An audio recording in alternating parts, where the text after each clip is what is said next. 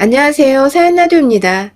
오늘도 제 채널을 시청해주신 여러분 정말 감사합니다. 그럼 오늘의 사연 시작하겠습니다. 저와 남편은 사랑해서 한 결혼은 아니었어요. 근데 그게 그렇게 큰 문제로 돌아올 줄은 상상조차 하지 못했습니다.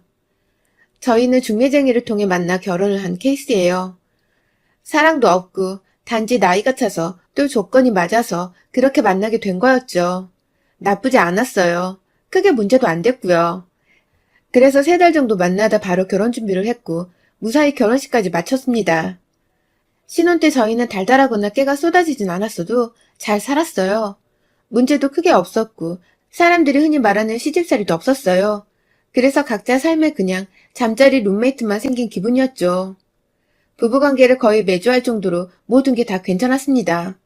그런데 둘 다 나이가 좀 있어서 그런지 부부관계를 갖는 것에 비해 아이가 잘 생기지 않더라고요. 그래서 더 노력하고 노력한 끝에 결혼 1년 6개월 만에 예쁜 아이를 갖게 되었어요. 그것도 엄청 예쁜 딸이요. 남편은 제 걱정과 달리 딸을 엄청 예뻐했어요. 저한테는 잠자리만 빼면 무심하고 말도 별로 없고 관심도 없었거든요. 그런데 아이한테는 세상 그렇게 다정할 수가 없더라고요. 그래서 한편으론 남편을 잘 만났다고 생각이 들었어요.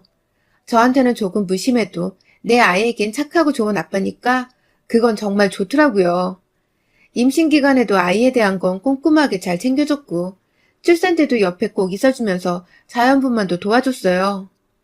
무조건 자연분만을 해야 한다고 남편이 말하긴 했지만 저 역시도 그걸 원해서 노산이지만 진짜 힘들게 딸을 낳았어요. 그렇게 산후조리원을 나온 후에도 남편은 매일매일 칼퇴를 하고 와선 아이를 돌봐줬고 비록 사랑해서 결혼한 건 아니었지만 이렇게까지 잘해주니까 저는 점점 남편을 사랑하게 됐어요. 진심으로 그 사람한테 더 잘하려고 노력했고요. 그리고 저희가 늦은 나이인 만큼 아이에게 해줄 수 있는 것들, 해줘야 한다는 것들, 가리지 않고 좋다는 건 다 해주려고 했어요.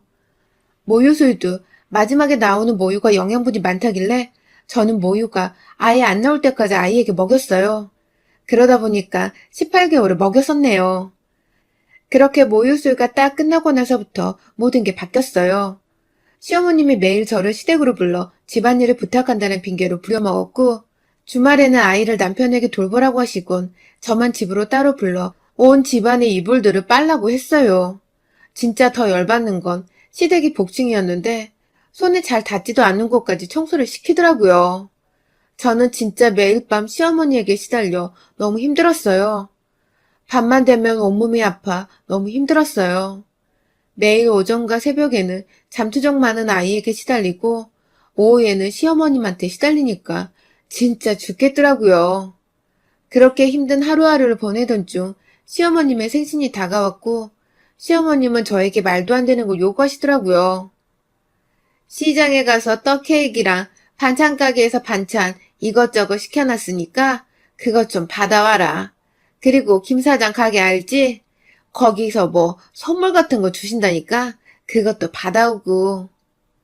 어머니, 미나 데리고 그걸 혼자 들기가 힘들 것 같은데 나눠서 다녀오면 안 될까요? 그거 얼마나 된다고 그러냐? 나 때는 업고 이고 들고 끌고 다 했다. 잠만 말고 오늘 올 때 다 가져와라. 결국 저는 어쩔 수 없이 유모차를 끌고 아이와 시장으로 향했어요. 그런데 저희 딸이 유모차에 가만히 앉아있는 거 진짜 싫어해서 꼭 안아주거나 손을 잡고 걸어가야 하는데 그날 물건도 너무 많고 사람들도 너무 많아서 진짜 정신이 없더라고요. 분명 짐이 얼마 안 된다고 했었는데 짐이 엄청 많더라고요. 유모차에 가득 짐을 실어놔도 너무 많아 양손 가득이었는데 꾸역꾸역 들면서 아이의 손을 꼭 잡고 가고 있었어요. 그런데 잠시 계산하는 사이에 정말 몇 초도 안 되는 사이에 아이가 감쪽같이 사라진 거예요. 저는 너무 놀라서 그날 어머니가 시킨 짐도 다 버린 채 아이를 찾아다녔어요. 도저히 혼자 찾는 건 무리라는 생각에 남편에게 전화를 했고 남편은 일도 다 내팽개치고 달려와 시장 안을 같이 다 뒤져봤지만 그 어디에도 제 딸의 모습은 보이지 않았습니다.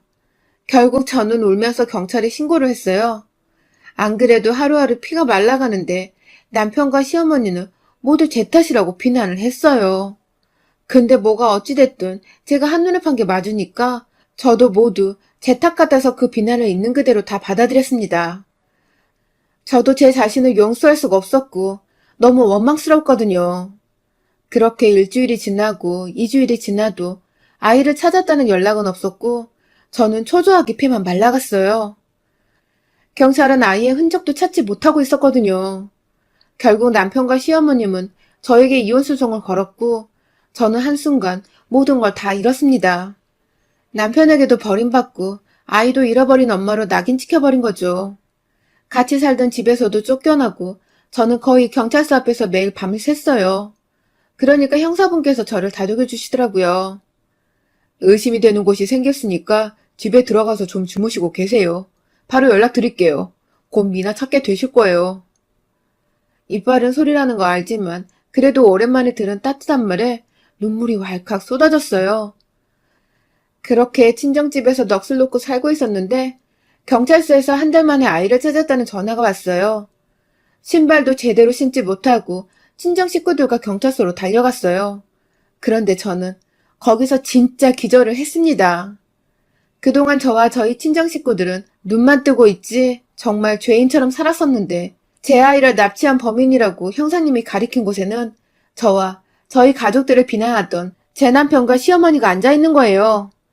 사실 실신을 했던 저는 깨어난 모든 사실을 알게 되었습니다.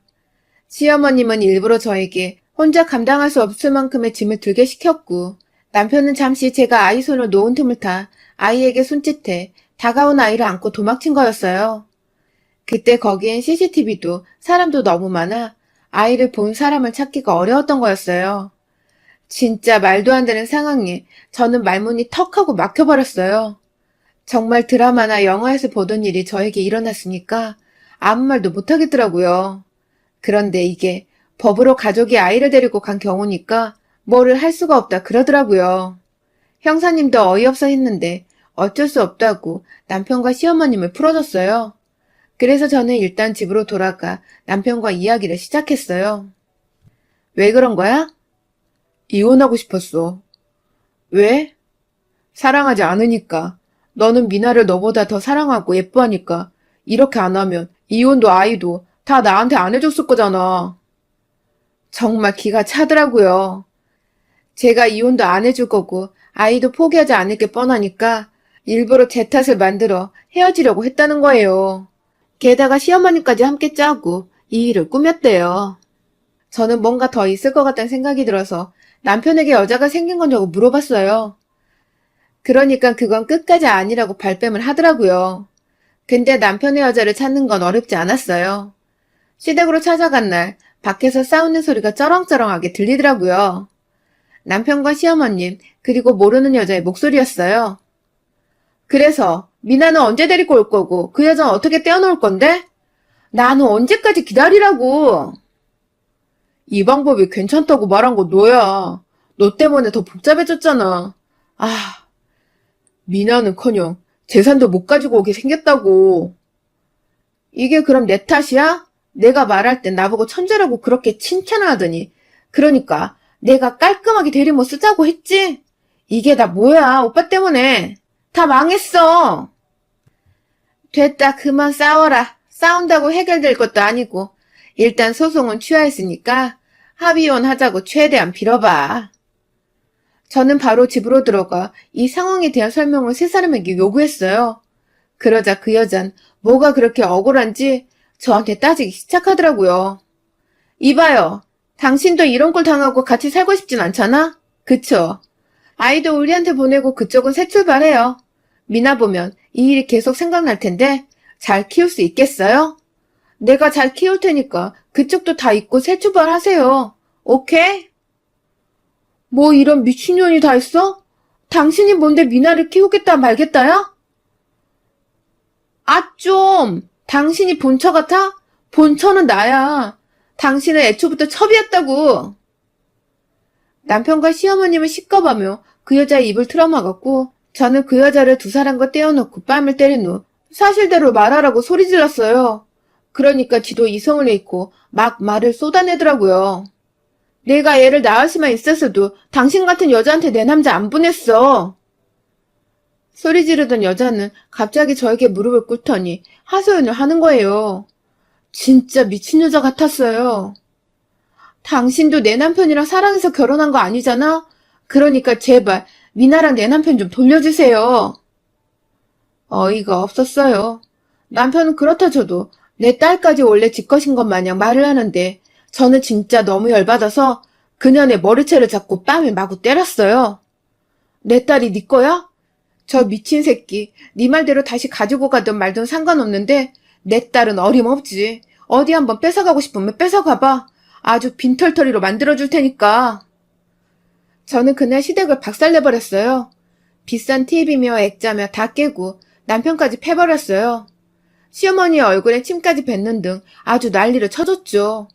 사람이 미치면 진짜 미친 힘이 나오더라고요. 그렇게 시댁 식구들이 모두 와서 말릴 때까지 저는 힘을 주체 못하고 난리를 쳤어요.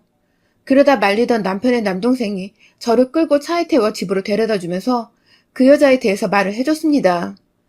남편은 저와 결혼하기 전에 사실혼 관계에 오래된 여자가 있었고 너무 사랑해서 집까지 나가 살림을 차린 거라 곧 결혼할 줄 알았는데 그 여자가 도망을 갔었대요. 그렇게 남편은 다시 집으로 돌아왔고 영혼 없이 넋이 나간 채로 살다가 중매를 통해 저랑 결혼을 한 거였어요. 그러다 제가 임신을 했을 때 그 여자가 돌아왔고 남편이 저와 이혼하겠다고 시어머니한테 말하니까 손녀를 포기할 수 없었던 시어머님과 남편이 그 여자가 이런 일을 꾸민 거였어요. 진짜 말도 안 되는 이야기에 말도 안 되는 이유로 이런 일을 꾸민 세 사람을 저는 용서할 수가 없었어요. 그래서 저는 이혼소송과 상간녀를 고소했어요. 납치 사건은 남편에게 당연히 불리하게 적용됐고 저는 양육권과 양육비 또 위자료까지 그 년놈들에게 받아낼 수 있게 되어 제대로 엿을 먹여줄 수 있었어요. 그런데 누구보다 그 미친 여자가 제일 억울해하더라고요.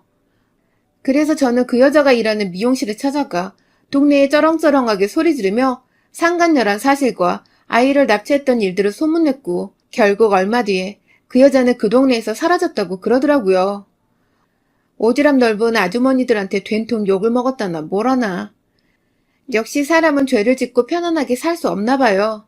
얼마나 통쾌하던지. 그리고 시어머님과 남편은 재산 문제로 가족들과 다투다가 결국 다 연락도 안 하고 남보다도 못한 사이가 됐다고 그러더라고요. 저한테 돈을 줘야 하니까 아주 난리가 났었겠죠. 그지 새끼들 아주 잘 됐다. 평생 외롭고 쓸쓸하고 괴로워만 하다가 갔으면 좋겠어요. 그래야 공평한 거니까요. 여러분의 생각은 댓글로 남겨주세요. 오늘도 시청해주셔서 정말 감사합니다.